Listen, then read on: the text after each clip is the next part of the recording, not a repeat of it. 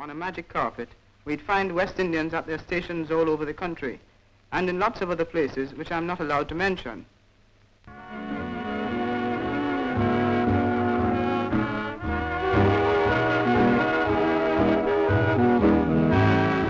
At the beginning of the war, September 1939, there was what was known at the time as a colour bar. There was no recruitment of men and women of non-European descent, none whatsoever, and that changed dramatically, partly through the efforts of Dr. Harold Moody, a Jamaican doctor who was based in Peckham in London. He came here in 1904, so he'd been here a very long time, and he set up one of the first black organisations to look after the needs of black people in Britain before the war, the League of Coloured Peoples. He founded that organisation in 1931.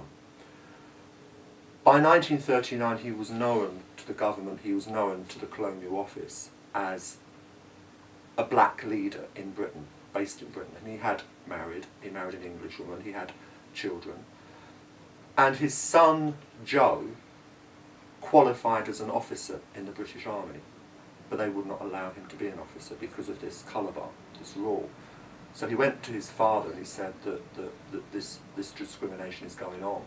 So his father fought it, and very quickly the army relaxed that rules, and so did the rest of the armed services later.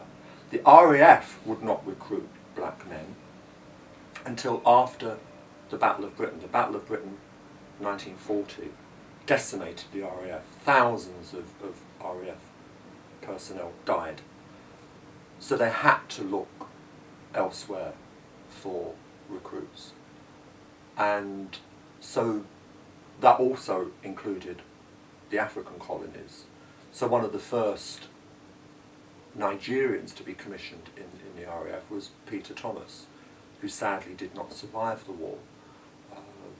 But that enabled men like Ulrich Cross, Cy Grant from Guyana to come to Britain to join the RAF.